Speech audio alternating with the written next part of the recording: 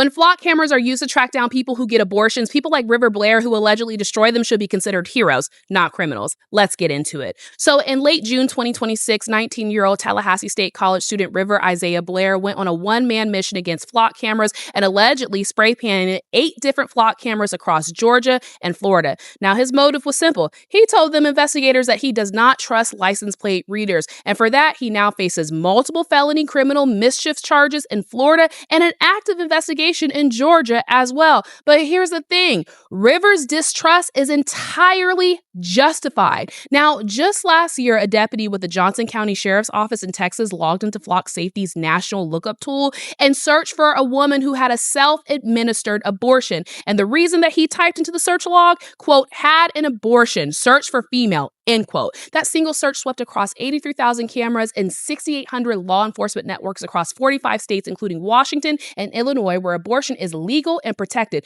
No warrant was even required for this. Now, the sheriff and Flock later claimed it was a welfare check for a missing person, but court documents obtained by the Electronic Frontier Foundation revealed deputies had actually discussed criminal charges with the prosecutors. Now, Flock is a surveillance apparatus that was being used to track down people who exercise their reproductive rights across state lines. Law enforcement has also been using flock cameras to stalk women, and it's happening more than a lot of people want to admit. A Milwaukee cop looked up his partner 124 times and her ex 55 times. In Florida, an officer ran his ex's plate 69 times and searched for her parents too. A Kansas police chief stalked his ex through Flock and showed up where she was. In Idaho, a chief tracked his own wife under the search reason test. A Wisconsin officer checked if his ex had been to an abortion clinic, and an Atlanta area police chief texted his ex about where she was within minutes of her arriving somewhere. No warrants, no judges, no oversight, just the police with unlimited and unchecked access to a massive surveillance apparatus. Now, of course, this does not sit right with most people in this country, myself included. People are organizing protests and damaging the flock cameras.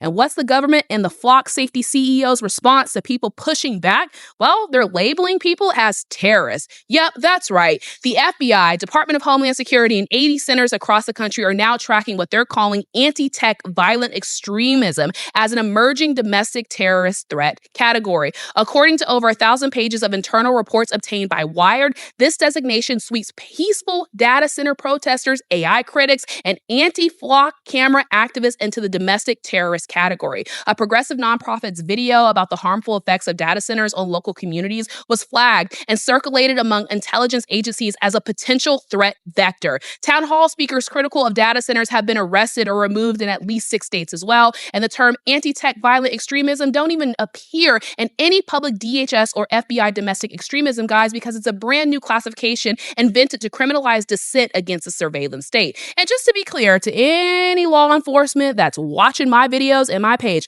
I'm not encouraging anyone to commit crimes. Y'all won't be throwing me in the clink. Anyways, I'm just pointing out the fact that when a surveillance network with nearly 90,000 cameras can be used by a small county Texas deputy to track someone across state lines for a healthcare decision without a warrant, and when the federal government responds to public outrage by designating protesters and community members as potential domestic terrorists, something has gone seriously wrong. This is Monique with the Black Belt Daily, signing out.